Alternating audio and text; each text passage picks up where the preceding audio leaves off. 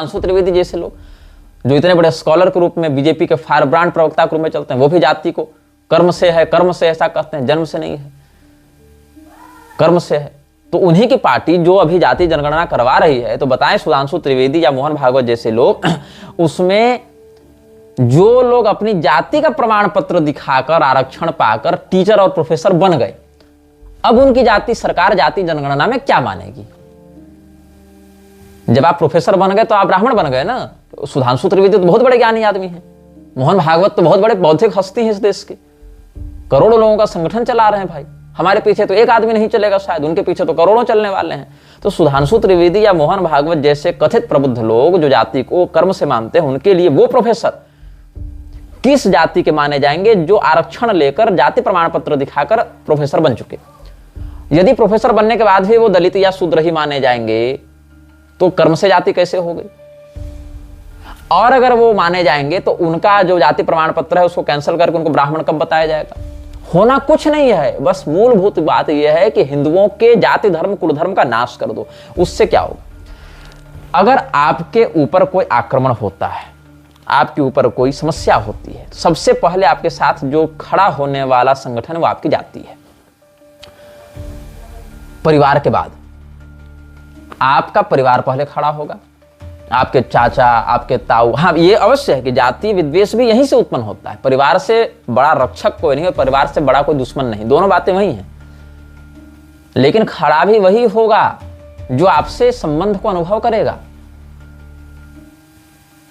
आप देखें कि किसी एक स्थिति में अगर आपके ऊपर कोई अन्याय होता है तो इसकी संभावना अधिक होती है कि आपकी जाति के लोग आपके साथ खड़े मिलेंगे। कम से कम ये अनुभव, अगर जाति को लेकर कोई समस्या हुई है तो अगर किसी ब्राह्मण को ब्राह्मण होने के कारण पीड़ित किया जा रहा है तो कहीं ना कहीं समाज में इसकी संभावना रहती है कि बाकी ब्राह्मण अपने जातीय कर्तव्य का अनुभव करते उसके साथ खड़े होंगे।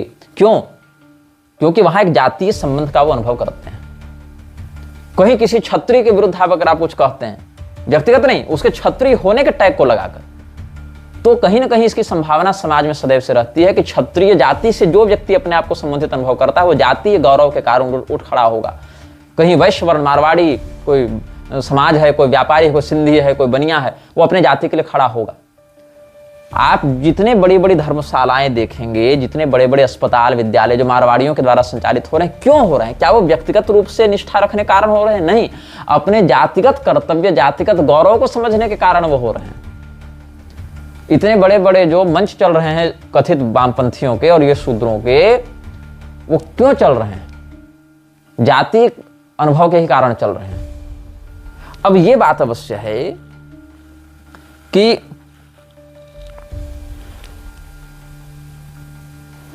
अच्छा, शिवानंद आश्रम अहमदाबाद का एक घटनाक्रम में बताऊंगा जो 2 अप्रैल 2023 में हुआ था। उसको हिंदू धर्माचार्य सभा का इन लोगों ने नाम दिया था। वहां सदानंद सरस्वती जी, द्वारका शंकराचार्य को बुलाया गया था।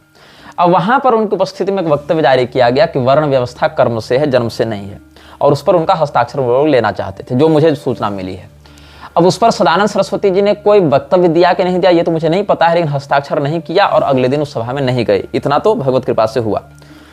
आप ये बताइए, मणिपुर में जो हिंसा हो रही है ईसाइयों और हिंदुओं के बीच है, लेकिन क्या वहां पर यह बताया जा रहा है कि ईसाई और हिंदू लड़ रहे हैं? नहीं, वहां कहा गया कि कुकी और मैतेई जातियों के बीच में झगड़ा है। जाति पूछकर ही मारा जा रहा है ना मणिपुर। और पहलगाम वाले घटना से तो बहुत पुराना है वो घटनाक्रम। मणिपुर पर भी हम एक वक्तव्य जारी कर चुके हैं, लगभग 1 घंटे से अधिक का ही होगा। मुख्य तो ईसाई और हिंदू के बीच का ही है। लेकिन फिर भी क्या सरकारी रिकॉर्ड में, मीडिया में कहीं भी आपको ये नैरेटिव देखने को मिल रहा है कि वो क्रिश्चियंस बनाम हिंदू है? नहीं, वहां पर आपको मैतेई बनाम कुकी जनजाति का ही आपको देखने को मिलेगा। तो क्या वहां जाति व्यवस्था युद्ध का कारण नहीं बन रही अगर मीडिया की बात ही माने तो क्या इस देश में कभी आवाज उठी कि जाति व्यवस्था के कारण जो है मणिपुर जल रहा है इसलिए जाति को समाप्त कर दिया जाए? नहीं, क्योंकि वहां दोनों जातियां अलग अलग समुदाय से हैं। एक हिंदू है, एक मुसलमान, एक ईसाई है। तो ये बात आप जान लीजिए कि ये जो जाति हटाओ का जो नैरेटिव बनाया जा रहा है, पहलगाम वाले मुद्दे को लेकर जो ये नैरेटिव बनाया जा रहा है कि जाति पूछकर नहीं धर्म पूछकर मारा, तो जिन स्थानों पर बिहार में रणवीर सेना क्यों बनी थी, क्या वहां धर्म पूछकर मारा जा रहा था? रणवीर सेना बहुत महाभारत काल के नहीं है। उस पीढ़ी से जुड़े लोग आज भी जीवित हैं, स्वस्थ हैं, बहुत मामलों में सक्रिय हैं। जिन लोगों को नहीं पता है रणवीर सेना के बारे में, उनको एक पंक्ति का बता दूं, सवर्णों के विरुद्ध, ऐसे सवर्ण में मैं चारों को गिनता हूं, ब्राह्मण, क्षत्रिय, वैश्य, शूद्र, चारों वर्ण के अंतर्गत आएंगे सवर्ण। फिर भी प्रचलित भाषा के अनुसार अगर आप केवल अनरिजर्व्ड जनरल कैटेगरी को सवर्ण मानकर चलते हैं तो भी, क्योंकि त्रिवर्ण परंपरा नहीं, चातुर्वर्ण परंपरा पर हम चलते हैं, फिर भी यदि आप प्रचलित लीगल टर्म्स की बात करें तो अनरिजर्व्ड जनरल कैटेगरी की बात करें तो ब्राह्मण और क्षत्रिय, जिसमें कायस्थ, भूमिहार इत्यादि भी सम्मिलित हैं, उनके विरुद्ध। और बहुत मामलों में बनिया, हालांकि बिहार में जहां जाति हिंसा हुई वहां बनिया की संख्या वैसी नहीं थी जितना ब्राह्मण और इसमें भूमिहार इत्यादि भी आएंगे, क्षत्रिय, कायस्थ इत्यादि भी आएंगे, उनके विरुद्ध जैसे हुआ। जैसे जाति विद्वेष जब हुआ, हिंसा हुई, तो क्यों हथियार उठाना पड़ा रणवीर सेना का ब्रांड बनाकर हिंदुओं को?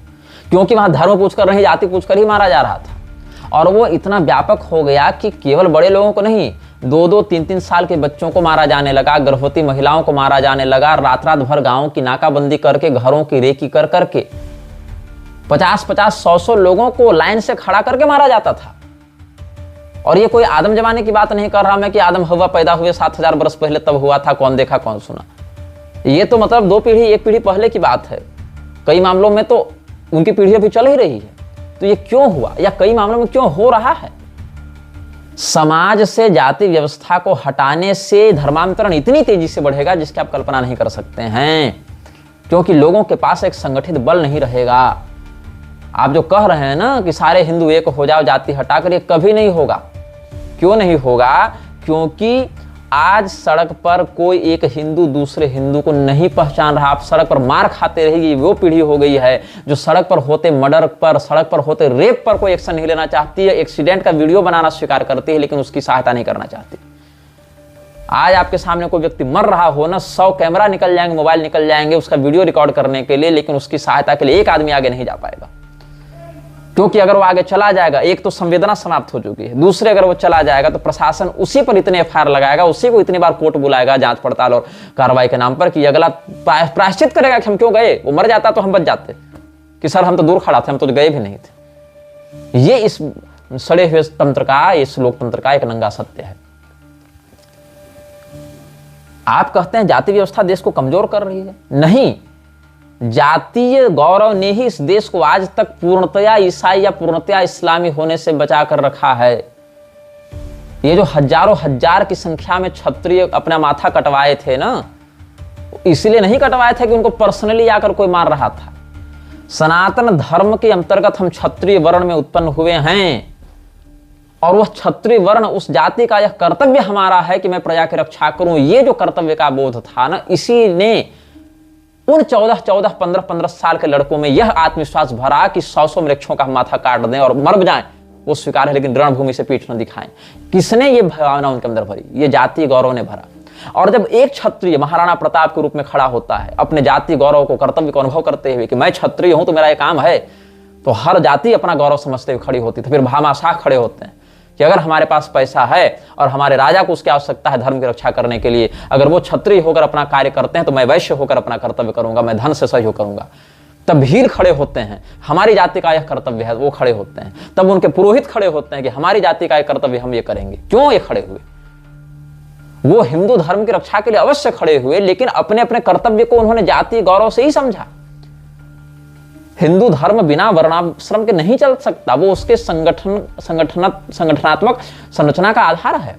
मतलब आप एक शरीर की कल्पना कर रहे हैं लेकिन आप उसमें कर्ण की कल्पना नहीं कर रहे हैं। बिना कर्ण के शरीर नहीं बनता है। अब कर्ण जिनको नहीं समझ में आ रहा उनको बता दूं, सांख्य दर्शन में कर्ण के 2 प्रकार होते हैं, अंतःकरण और बाह्यकरण। अंतःकरण में 4 होते हैं, मन, बुद्धि, चित्त, अहंकार। बाह्यकरण में 10 होते हैं, जिसमें 5 ज्ञानेंद्रियां, 5 कर्मेंद्रियां। तो कुल मिलाकर 14 कर्ण होते हैं हमारे शरीर में। और 14 कर्ण के बिना अगर शरीर बनता है तो वो विकलांग होता है। तो कर्ण शब्द जिनको नहीं पता है उनको मैंने संक्षेप में बता दिया। 14 प्रकार के कर्ण होते हैं जो 2 कैटेगरीज में हैं, अंतःकरण और बाह्यकरण। अंतःकरण में 4, मन, बुद्धि, चित्त, अहंकार। बाह्यकरण में भी 2 प्रभेद, ज्ञानेंद्रिय, कर्मेंद्रिय। कर्मेंद्रिय के 5 प्रकार, लिंग, गुदा, मुख जब बोलेगा तब, हाथ और पैर। ज्ञानेंद्रिय में 5, आंख, नाक, जिह्वा जब रस का आस्वादन करेगी तब, नाक और चमड़ी। ऐसे करके 14 करण होते हैं। बिना करण के आप शरीर की कल्पना नहीं कर सकते। वैसे 4 वर्ण 4 आश्रम के बिना आप सनातन धर्म के अस्तित्व की कल्पना नहीं कर सकते। आप कहेंगे ना वो तो हमारे गुरुदेव महाराज हैं, अखाड़ा के महामंडलेश्वर हैं, देखो कितने बड़े संत हैं। अरे भैया वो अखाड़ा क्या है? शंकराचार्य जी की परंपरा का एक अंश है। वो संन्यास दीक्षा जो गिरिपुरी, भारती, सरस्वती ये सब जो लगा रहा है वो कहां से आया? वैदिक परंपरा से आया। वो आदि शंकराचार्य जी वर्णाश्रम के विरोधी थे कि समर्थक थे? ये जो अखाड़े आजकल वर्णाश्रम का विरोध करते चल रहे हैं, ये बताएं कि इनका अस्तित्व ही समाप्त हो जाएगा, इनका ओरिजिन ही समाप्त हो जाएगा अगर ये वर्णाश्रम को नकार देंगे तो। ये जो गिरिपुरी लगाकर, भारती, सरस्वती लगाकर घूम रहे हैं ना अपने नाम के आगे, ये जो दशनामी परंपरा है यही नष्ट हो जाएगी यदि आप वर्णाश्रम को हटा देंगे। यदि आप अपने माता पिता का वध उनके बाल्यकाल में करवा दें तो आप ही जन्म नहीं ले पाएंगे। ये कुछ वैसा ही है कि आप टाइम ट्रेवल करके पास्ट में गए और अपने पास्ट को मारे, आपका फ्यूचर ही समाप्त हो गया। टाइमलाइन ही पूर्ण कर दी गई। जिनको टाइमलाइन पूर्ण होने का अर्थ समझ में नहीं आ रहा वो जाकर टीवीएफ देखते फिरे। TVA, time variation authority, Marvel वालों का।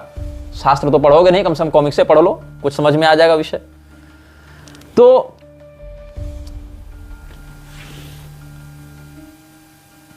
और भी बहुत कुछ है। एक पंच परिवर्तन लाया गया था। पंच परिवर्तन जो आरएसएस के पंच परिवर्तन के बारे में नहीं जानते हैं, वो 1517 मार्च नागपुर में जो अधिवेशन हुआ था आरएसएस का, वहां देख लें पंच परिवर्तन का क्या विषय है। और दुर्भाग्य देखो इस देश का भी जो नागपुर में हिंसा हुई। नागपुर क्या है? Nagpur is the headquarter of RSS. Nagpur में भी जो हिंसा हुई, हिंदुओं को जेल में डाला जा रहा है कि तुम क्यों प्रतिकार करने गए। जो दंगे नागपुर में हुए, आरएसएस क्या प्रतिकार करती है उन दंगों का? कुछ नहीं। आप अपने हेडक्वार्टर वाले सिटी में अपने कार्यकर्ताओं का बचाव नहीं कर पा रहे और आप उम्मीद करते हैं कि हम अपने धर्मशास्त्रों को बदल दें क्योंकि मोहन भागवत कह रहा है।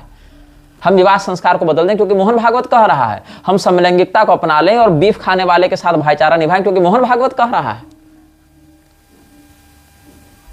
आप इतने बड़े संगठन को चलाने का दावा करते हैं, आप अपने हेडक्वार्टर में, आप अपने हेडक्वार्टर सिटी में आप अपने लोगों का बेल नहीं करवा पा रहे हैं, तब जब राज्य और केंद्र में आपकी सरकार है।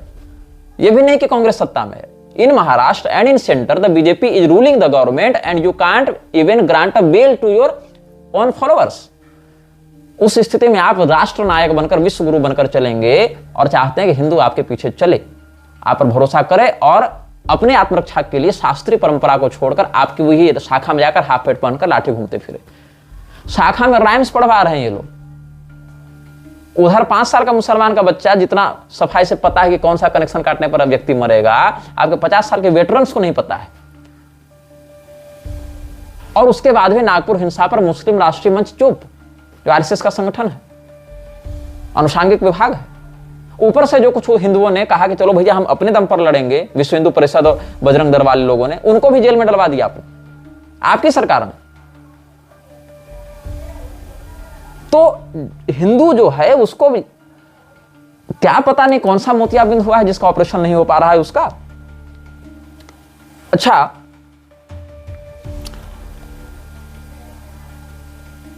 धीरेंद्र शास्त्री की मैं बात करूं, जिसने जाति पाति हटाओ वाला आंदोलन किया था, पद यात्रा निकाली थी। धीरेंद्र शास्त्री का एक बयान था। अब बयान भी मैं थोड़ा देख ही लेता हूं क्या था।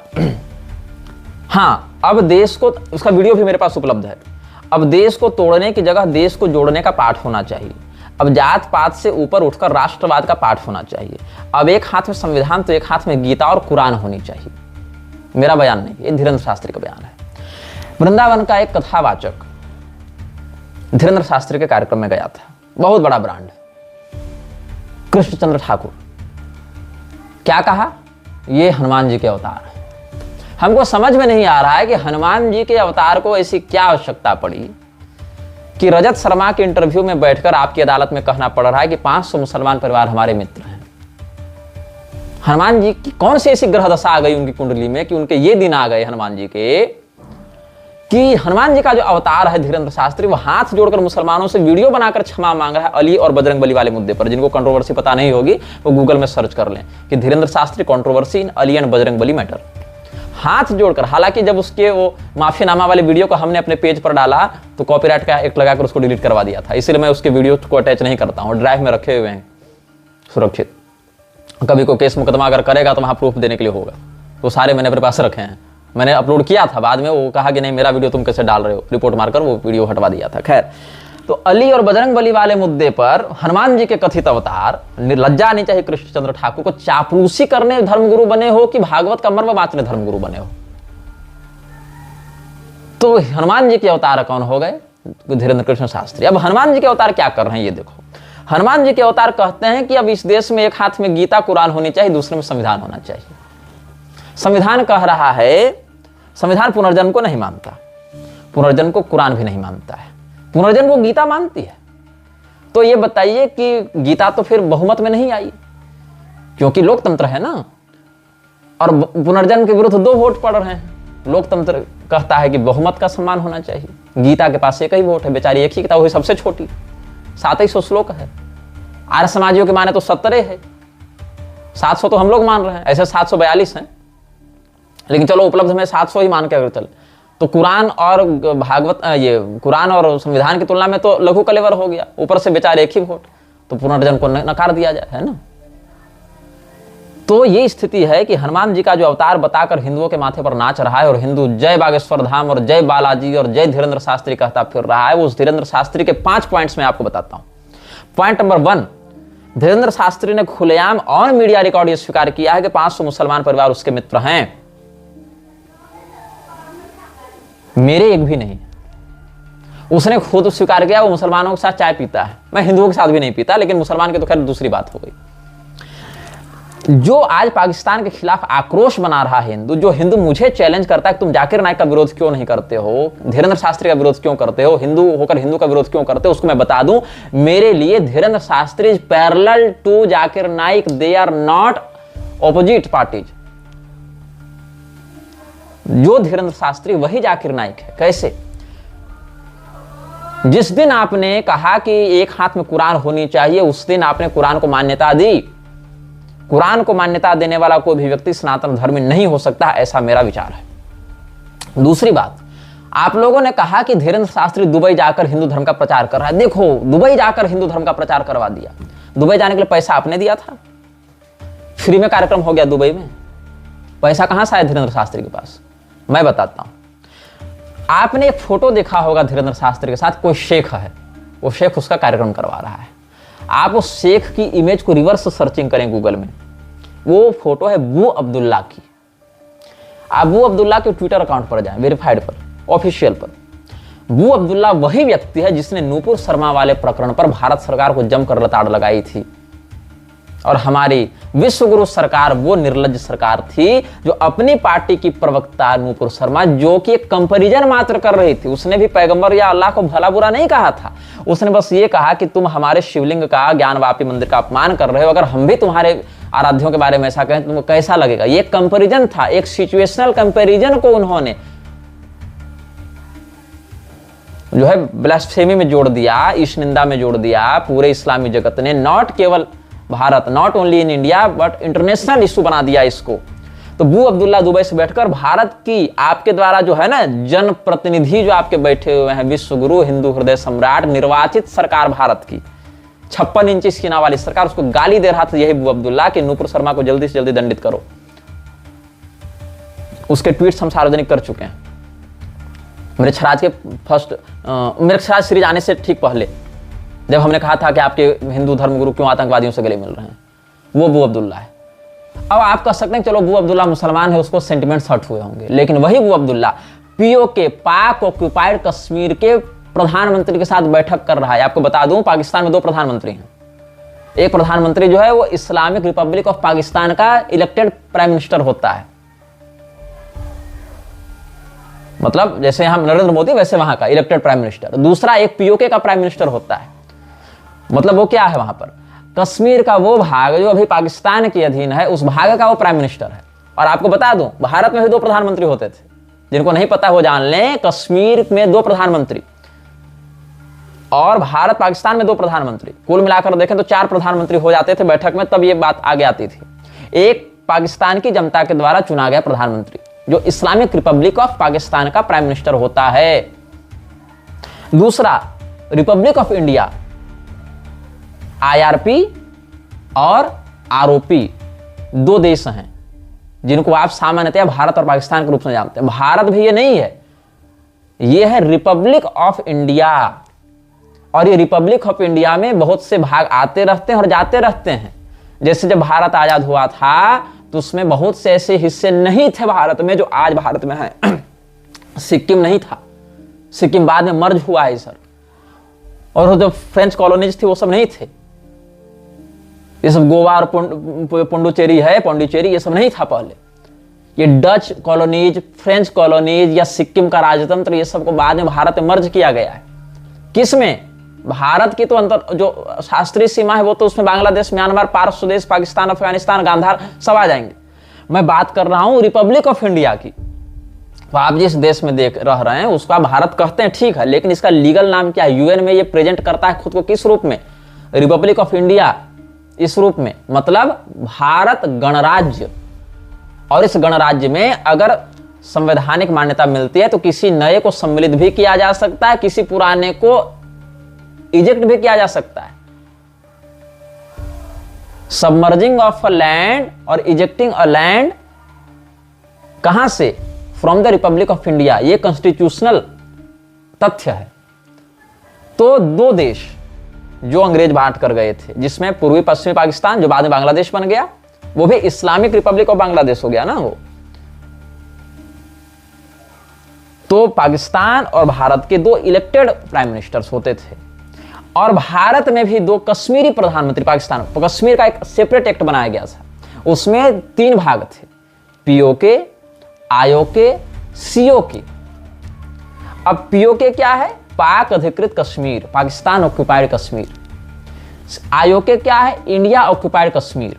सीओके क्या है? China occupied Kashmir. जिसमें भूगोलीय आप नियंत्रण देखें तो वो पूरा जो नक्शा आपको दिखता है जम्मू कश्मीर का, तीनों देश अपने अपने हिस्से में कुछ कुछ दिखाते हैं।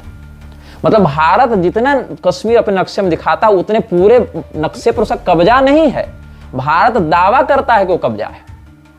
पाकिस्तान जितना अपने नक्शे में कश्मीर दिखाता है उतने पर उसका कब्जा नहीं है, वो दावा करता है कब्जा है। And same situation is with China. अब ये कहां मुद्दा गया? यूएन में गया। यूएन में ये जो मुद्दा गया उसी के कुछ वर्षों तक ये तानाखींची जब चली, उसके बाद बांग्लादेश वाला जो मुक्ति वाहिनी वाला जो झगड़ा हुआ था, 71 वाली जो लड़ाई हुई थी, वहां पर जो शिमला समझौता किया गया, तो भारत की सरकार ने पाकिस्तान की सरकार से एक समझौता किया कि कश्मीर का मामला भारत पाकिस्तान का आंतरिक मामला है, वैश्विक मामला नहीं है, इसीलिए पाकिस्तान इस मुद्दे को संयुक्त राष्ट्र नहीं ले जा सकता है। यही कारण है कि after 1971 the issue of Kashmir was not raised in UN by Pakistan because of the Shimla pact. और इसीलिए पाकिस्तान बार बार धमकी दे रहा था कि यदि भारत सिंधु जल समझौता का उल्लंघन करता है तो हम शिमला समझौता का उल्लंघन करेंगे और कश्मीर को लेकर जाएंगे यूएन में। और उसी समय से पाकिस्तान के मन में कहीं न कहीं ये चिढ़ है, कुढ़न है। और पीओके और आईओके लगे हुए हैं, तो नक्शे पर दोनों दिखा रहे हैं लेकिन दावा दोनों का नहीं है। बीच में क्या है? एलओसी। यदि दावा दोनों का रहेगा तो सही किसको माना जाएगा? जो लाइन ऑफ कंट्रोल पर काबिज होगा। एलओसी क्यों बनाएगा? लाइन ऑफ कंट्रोल, ताकि नक्शे पर हम भले कितना भी दिखा दें। वो तो अरुणाचल को भी दिखाता है चीन अपने नक्शे में, लेकिन क्या अरुणाचल पर भारत का कब्जा है, चीन का कब्जा है? दोनों का थोड़े थोड़े भाग पर कब्जा है। और दोनों की सरकार डिनाई करती है कि कब्जा है। चीन की सरकार कहती है भारत का कब्जा नहीं है, भारत की सरकार कहती है चीन का कब्जा नहीं है। क्योंकि जैसा कि मैंने आपको पहले बताया था, सूचना प्रसारण मंत्रालय का काम आपको सूचना देना नहीं, आप तक सूचना को पहुंचने से रोकना है।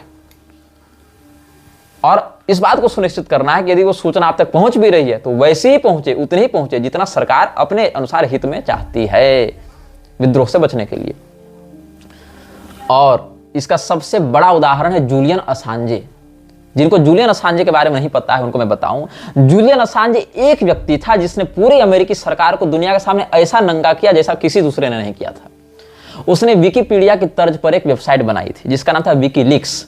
और जूलियन असांजे के रिसोर्सेज बहुत तगड़े थे। वो इंटेलिजेंस में उसके लोग इतने अंदर तक घुसे हुए थे कि अमेरिका की खुफिया संस्थाओं के फाइल को वो लीक किया करता था कि अमेरिका ने यहाँ ये दोगलापंथी की, ये दोगलापंथी की, यहाँ ऐसे कपट किया, ऐसे छल किया, ऐसे यहाँ पर राजनीति की, ऐसे कूटनीति की। जूलियन असांजे एक व्यक्ति ने अमेरिकी सरकार को इतना बेइज्जत किया पूरी दुनिया के सामने कि अमेरिकी सरकार उसके खून की प्यासी हो गई। अंत में जूलियन असांजे को स्वीडन इत्यादि में कहीं कहीं शरणार्थी रिफ्यूजी के रूप में रहना पड़ा। अभी तत्कालिक स्थिति मैंने अपडेट नहीं ली है, लेकिन जब जूलियन असांजे का कांड शुरू हुआ था तब मेरी उम्र लगभग 6-7-8 साल की थी। उस समय से मैं जूलियन असांजे को जान रहा हूं। जब मैं 5-6 साल का था तब से मैं सलमान रुश्दी को जान रहा हूं, क्योंकि मेरी नजर तब से थी, क्योंकि मेरे पिताजी जियोपॉलिटिकली बहुत अलर्ट व्यक्ति हैं। उन्होंने मुझे ऐसा बनाया, और मैं दावे के साथ कह सकता हूं कि मेरे अधिकांश दर्शक जो 40-50 साल के होंगे उन्होंने भी जूलियन असांजे का नाम नहीं सुना होगा, क्योंकि आपको मतलब नहीं। आप फोन इंटरनेट खोलते हैं एंटरटेनमेंट के लिए, और जब मेरे हाथ में फोन नहीं था तो मैं पुस्तकें पलटता था। जब फोन आया तो फोन में पुस्तकें पलटने लगा। काम मेरा तब भी वही रहा। इसीलिए मेरी उम्र 28 साल की, लेकिन मेरा रिसर्च एक्सपीरियंस उसमें 24 साल का जोड़ा जाएगा। आप 48 साल के हैं, जिसमें आपका 8 साल नहीं जुड़ेगा। क्यों? क्योंकि आपको लगता है कि आपके नेता जो इंफॉर्मेशन आपको दे रहे हैं वो सही है।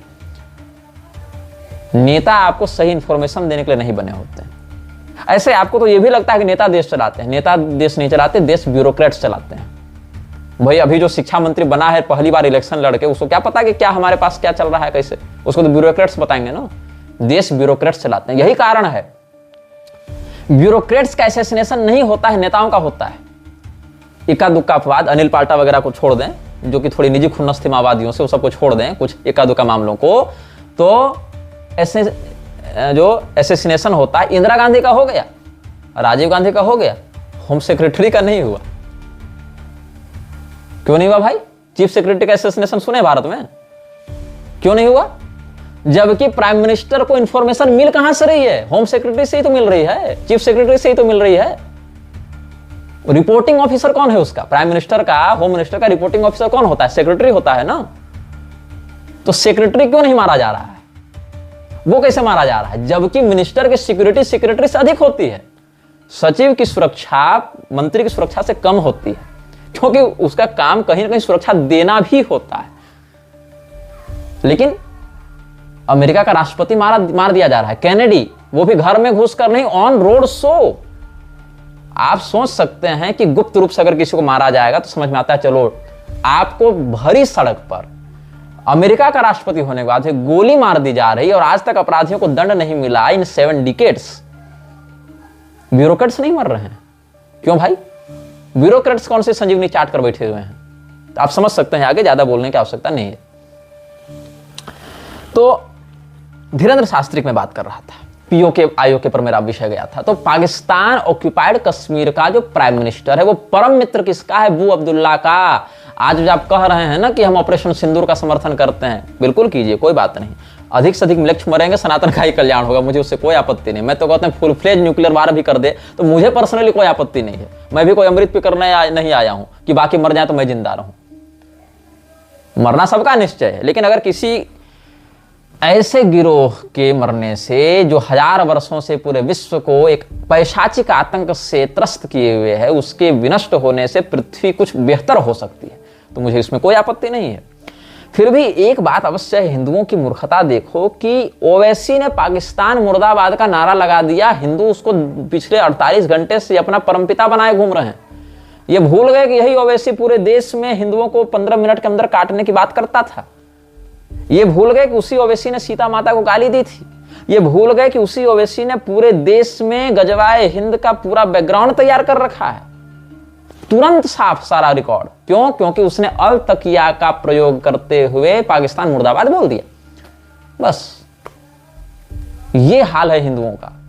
हिंदू क्या है? एक ऐसा गुलाम जिसको आप 100 कोड़ा मारने के बाद अगर एक रसगुल्ला खिला देते हैं तो उसको लगता है कि मेरा मालिक तो देवदूत है, ये तो अकारण करुणा वरुणालय है, उससे नीचे एक लेवल कम नहीं मानेगा आपको। भगवान को बाद में पहले आपको पूजेगा, क्योंकि आपने उसको खिलाया। वो 100 कोड़ा तुरंत भूलेगा, और फिर आप 100 कोड़ा फिर मारिए, क्योंकि इसकी नियत वही है, इसकी नियति वही है। ये कभी नहीं सुधरने वाला समुदाय है हिंदू। उसको समझ में ही नहीं आएगा शत्रुबोध क्या होता है। ये अपनी आंखों के सामने देख रहा है कि नरेंद्र मोदी बयान दे रहा है कि इस्लाम से नफरत करने वाले को हम हिंदू नहीं मानते। ये अपनी आंखों के सामने देख रहा है कि सौगातें मोदी बांटी जा रही है। ये अपनी आंखों के सामने देख रहा है कि सरकार झूठ बोल रही है कि कश्मीर में स्थिति सामान्य और लोग मर रहे हैं, लेकिन फिर भी इसको जय जयकार किसकी करनी है कि मोदी जी बहुत बढ़िया कर दिए, मोदी जी बहुत बढ़िया कर दिए। क्या मोदी जी से पहले भारत ने लड़ाई नहीं लड़ी थी? भारत ने तो नेहरू के शासन में भी लड़ाई लड़ी, भारत ने तो इंदिरा के शासन में भी लड़ाई लड़ी। भारत ने तो लाल बहादुर शास्त्री के शासन में भी लड़ाई लड़ी, भारत ने तो वाजपेयी के शासन में भी लड़ाई लड़ी। इससे पहले 4 प्रधानमंत्रियों के कार्यकाल में युद्ध हुआ है कि नहीं हुआ है? नेहरू, शास्त्री, इंदिरा, वाजपेयी। घोषित रूप से, मैं झड़प की बात नहीं कर रहा हूं, जिनको वार की संज्ञा दी गई, घोषित रूप से भारत 4 मोर्चों पर 4 युद्ध 4 प्रधानमंत्रियों के कार्यकाल में लड़ चुका है। मोदी क्या थे उस समय? मोदी तो कुछ नहीं थे उस समय। तो आप ये जो कहते हैं कि सेना को फ्री कर दिया, सेना के हाथ खोल दिए, तो अगर हाथ खोलने की बात है तो बाकी इन 4 में से 3 युद्ध तो कांग्रेस के कार्यकाल में लड़े गए। एक ही जो है वो वाजपेयी के कार्यकाल में लड़ा गया। तो फुल फ्लेज वार के लिए जो आर्मी का हाथ खोलने की बात हो रही है, वो तो पहले भी खोला जा चुका था ना। मैं पुनः आपको यह आश्वस्त कर दूं, मैं यहां नेहरू, शास्त्री या इंदिरा को डिफेंड नहीं कर रहा हूं, मैं यहां प्रधानमंत्री को ग्लोरीफाई नहीं कर रहा हूं। उन युद्धों से भी भारत को कोई विशेष लाभ नहीं हुआ है और ना इससे होगा। हाँ, ये अवश्य है, कुछ न करने की अपेक्षा प्रतिकार करना सदैव से हमें पसंद रहा है। मार खाकर चुप रहने की अपेक्षा मार खाकर प्रतिकार करना सदैव से मुझे पसंद रहा है। इसके लिए मुझे कोई आपत्ति नहीं है। लेकिन मैं ये अवश्य कहूंगा कि भारतीय सेना जब युद्ध बाकी प्रधानमंत्रियों के कार्यकाल में भी लड़ चुकी है, आज भी लड़ रही है, तो इसमें अंतर क्या है? अंतर ये है, भारतीय सेना ने सदैव अनअपोलोजेटिक आक्रमण किया है, मतलब क्षमा नहीं मांगी अपने प्रहार के लिए। उसने कभी यह नहीं कहा कि हम पाकिस्तान के विरुद्ध नहीं लड़ रहे हैं। आप अभी भारतीय सेना का बयान सुनिए। भारत की सेना स्पष्ट कह रही है कि हम ये युद्ध पाकिस्तान के विरुद्ध नहीं लड़ रहे हैं, नॉन एक्सीलेटरी आक्रमण है ये। आप इस टर्म को पहले गौर करें, नॉन एक्सीलेटरी कह रहे हैं वो, मतलब हम युद्ध को धीमा कर रहे हैं। क्यों धीमा कर रहे हैं? अच्छा, आप जब पाकिस्तान के खिलाफ युद्ध नहीं लड़ रहे हैं, आपका ये कहना है कि हम आतंकवाद के खिलाफ लड़ रहे हैं, तो मतलब क्या हुआ? आप ये मानते हैं कि Pakistan is not equivalent to terrorism, Pakistan आतंकवाद का पर्याय नहीं है। तो हमने तो नहीं सुना कि लश्कर तैयबा के किसी चीफ ने फुल फ्लेज वार की घोषणा आपके साथ की हो। हम तो यही सुन रहे हैं कि आप जो है सो पाकिस्तान की सेना का उत्तर और प्रत्युत्तर दे रहे हैं। जब आप आतंकवादियों के खिलाफ लड़ाई लड़ रहे हैं तो पाकिस्तान की सेना क्यों आप पर गोलीबारी कर रही है भाई? पाकिस्तान का विदेश मंत्री क्यों बैठक कर रहा है? पाकिस्तान का रक्षा मंत्रालय क्यों एक्टिव है? पाकिस्तान की सरकार क्यों बयानबाजी कर रही है? इसका अर्थ यह है कि पाकिस्तान की सरकार, सेना, जनता तो यह मानती है कि आप उनके खिलाफ लड़ रहे हैं। तो जब वही खुद ये मान रहे हैं तो आप क्यों बार बार सफाई देते फिर रहे हैं? नहीं नहीं, हम तुमसे नहीं लड़ रहे, हम तो आतंकवादियों से लड़ रहे हैं। बताओ। अच्छा, अगर आप ये मानते हैं कि पाकिस्तान की सरकार को गलतफहमी हो गई होगी, क्योंकि एरिया तो उनका है, बम तो उनके लैंड एरिया में गिर रहे हैं, तो उनको गलतफहमी हो गई होगी कि भारत आतंकवाद को मारने के बहाने हमसे लड़ रहा है, तो आप बाकायदा एक शांति प्रस्ताव रखकर बैठक करके क्यों नहीं कहते हैं कि देखो भाई, आतंकवाद से तुम भी त्रस्त हो, हम भी त्रस्त हैं, साथ मिलकर सैन्य अभियान चलाएं, 2 भाई 2 तबाही कर दें? वो भी तो आपसे नहीं हो पा रहा है। एक और आप ये दिखाना चाहते हैं कि हम, अच्छा, भारत की मीडिया और दोगली, वो तो 48 घंटा पहले पाकिस्तान को नक्शा से उड़ा चुकी है। भारतीय मीडिया की माने तो पाकिस्तान दुनिया के नक्शा से खत्म हो चुका है। तो भारत का रक्षा मंत्रालय, भारत का सूचना प्रसारण मंत्रालय, भारत का गृह मंत्रालय इन मीडिया संस्थानों पर क्यों रोक नहीं लगाता, जो स्पष्ट रूप से ये कह रहे हैं? अभी मैं सोफिया कुरैशी के विरुद्ध अगर कुछ कहूंगा तो लोग कहेंगे तुम सैनिकों का विरोध कर रहे हो। अरे भैया, सेना जब आधिकारिक बयान जारी कर रही है कि हम पाकिस्तान के खिलाफ नहीं लड़ रहे हैं, हम आतंकवाद के खिलाफ लड़ रहे हैं, तो पाकिस्तान को तबाह कर दिया, पाकिस्तान नक्शे से उड़ गया, ऐसी खबर मीडिया क्यों चला रही है? वो ये क्यों नहीं कहती है कि आतंकवाद समाप्त हो रहा है? बताओ। यहां तो मीडिया ही सेना के बयान का खंडन कर रही है ना। तो रक्षा मंत्रालय, सूचना प्रसारण मंत्रालय कौन सा फिल्म चाट कर अभी बैठे हुए हैं? तो अबू अब्दुल्ला पाकिस्तान ऑक्युपाइड कश्मीर के प्रधानमंत्री का परम निकटवर्ती व्यक्ति, जाकिर नाइक का परम निकटवर्ती व्यक्ति, वो अबू अब्दुल्ला धीरेन्द्र शास्त्री को बुलाता है कहां? दुबई। क्या करवाता है मैं देखने नहीं गया, लेकिन धीरेन्द्र वहां से लौटने के बाद एक बयान जरूर देता है कि एक हाथ में संविधान, दूसरे में गीता कुरान। अभी भी अगर हिंदू को कनेक्शन समझ में नहीं आ रहा है तो तुम्हारा मर जाना ही ठीक है। तुम देश पर एसेट नहीं, लायबिलिटी हो, तुम संपदा नहीं, कर्ज हो देश के। अगर इतने के बाद भी तुमको समझ में नहीं आ रहा है, जो व्यक्ति खुलेआम यह स्वीकार करता हो कि उसने वेद पुराण धर्मशास्त्र नहीं पढ़े, जिसको ये नहीं पता हो कि नासा है भारत की अंतरिक्ष एजेंसी, की इसरो भारत की अंतरिक्ष एजेंसी है, तो मुझसे यह उम्मीद करते हो गीता पढ़ेगा, कुरान पढ़ेगा, एनालिसिस करेगा, फिर उससे अच्छी बात को तुमको लाकर बताएगा? जिस व्यक्ति को यह नहीं पता है, वो कह रहा था ना कि हम भारत की अंतरिक्ष एजेंसी नासा के वैज्ञानिकों का सहयोग करेंगे, उसको यह नहीं पता है कि नासा अमेरिका की है, भारत की इसरो है। और इसके लिए कोई बहुत बड़ा जीनियस होने की आवश्यकता नहीं। यदि आप नॉर्मल भी समाचार पत्र इत्यादि पढ़ते होंगे, चंद्रयान का समाचार, मंगलयान का समाचार, आदित्ययान का समाचार, डीआरडीओ के अनुसंधान, तो आपको इतना बेसिक नॉलेज होना चाहिए। अगर आप मंदबुद्धि नहीं हैं तो आपको बेसिक नॉलेज होना चाहिए कि भारत की खुफिया एजेंसी इसरो है, इंडियन स्पेस रिसर्च ऑर्गेनाइजेशन।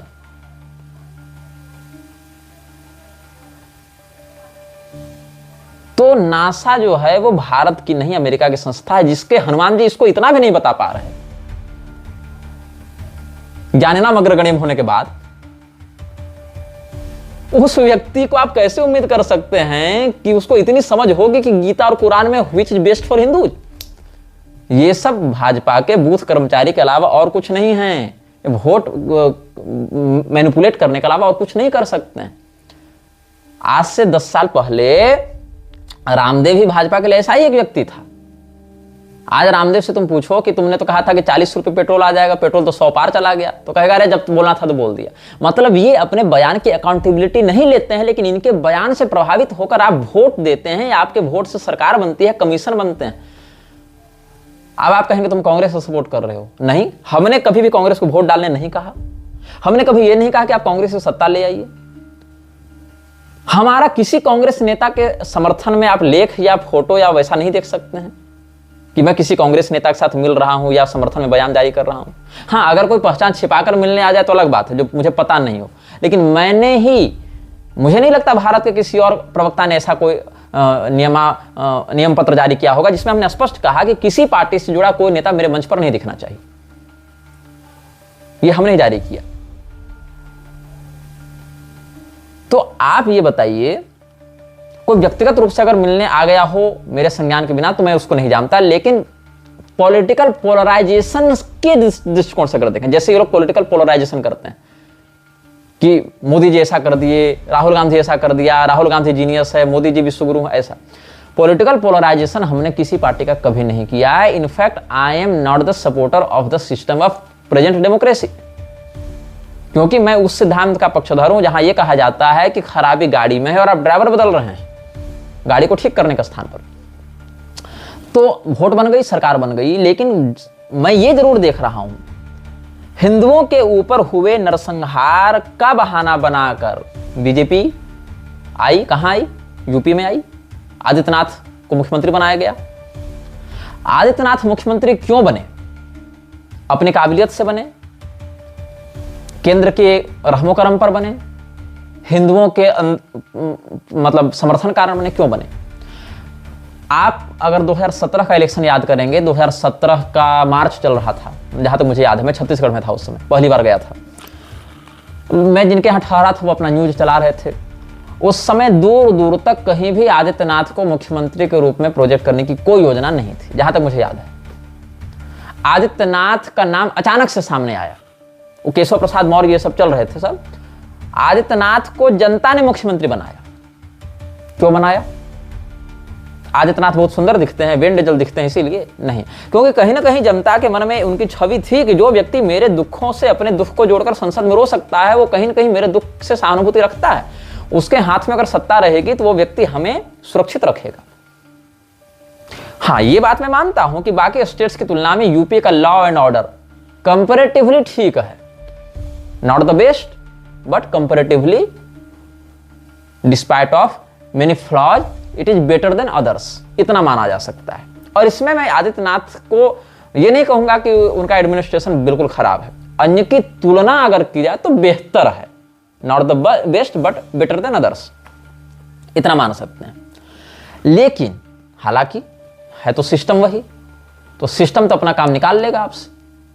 तो सिस्टम जब अपना काम निकालेगा तो फिर आप भी मुसलमानों के हितों की बात करने लगेंगे, अयोध्या को सर्वधर्म केंद्र का बनाने लगेंगे, अयोध्या में मुल्लों को घुसाने लगेंगे मंदिरों में। और जिस सत्ता से त्रस्त होकर, समाजवादी पार्टी से त्रस्त होकर आपको सत्ता दी गई थी, ऐसी क्या मजबूरी आ गई कि हिंदू लड़कियों का बलात्कार करने वाले बलात्कारियों का सपोर्ट करने वाले मुलायम सिंह, हिंदुओं के ऊपर गोलीबारी करके सरयू को लाल कर देने वाले मुलायम सिंह को भाजपा पद्म विभूषण जैसा सम्मानित प्रतिष्ठित पुरस्कार देती है।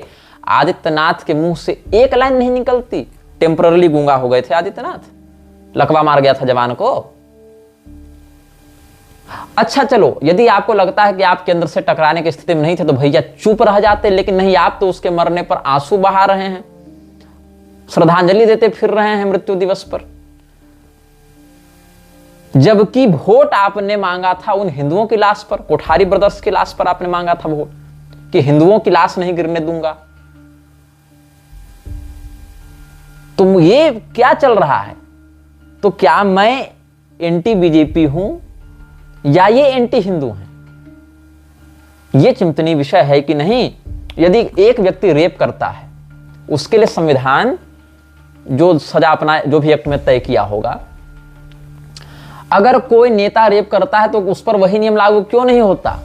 सैकड़ों रेप करने वाले लोगों को पब्लिकली सपोर्ट करने वाले व्यक्ति को ग्लोरीफाई करके पद्म विभूषण क्यों दिया जाता है? क्यों? क्योंकि किसी एक जाति विशेष से वो बिलोंग करता है और उसका एक वोट बैंक है।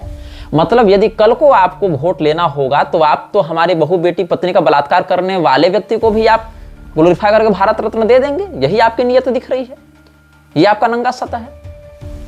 और यदि कल को कोई काफिर की बेटी से बलात्कार करना सवाब ऐसा कहकर हमारी बेटी को हमारे घर से खींच कर ले जावे और हम उसका विरोध करें और वो कहे कि देखो कुरान में ऐसा लिखा है और मैं उसका विरोध करूं, तो नरेंद्र मोदी फिर कहेंगे कि इस्लाम से नफरत करने वाला हिंदू ही नहीं हो सकता, आप हमसे हमारे हिंदू पहचान भी छीन लेंगे।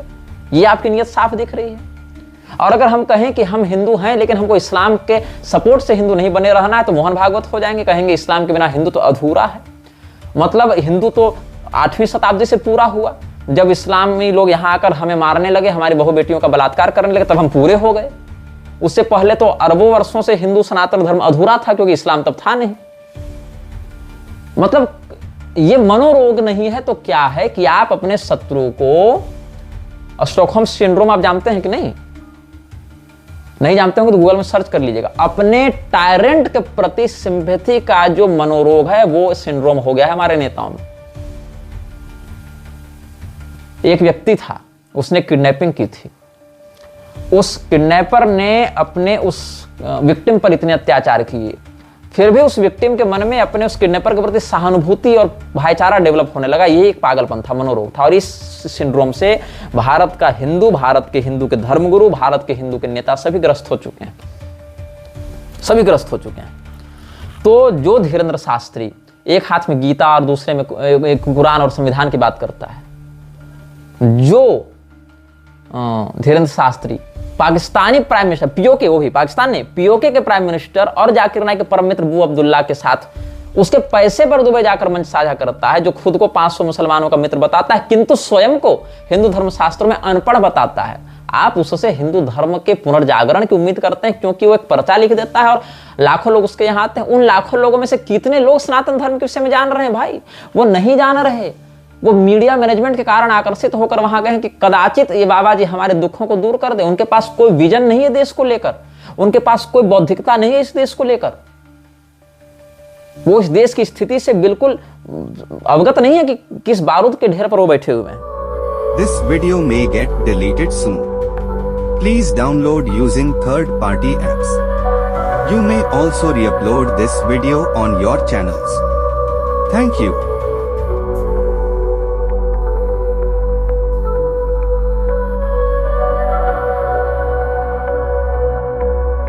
यह वीडियो जल्द ही हटा दिया जा सकता है। कृपया थर्ड पार्टी ऐप्स का उपयोग करके डाउनलोड करें। आप इस वीडियो को अपने चैनल पर फिर से अपलोड भी कर सकते हैं।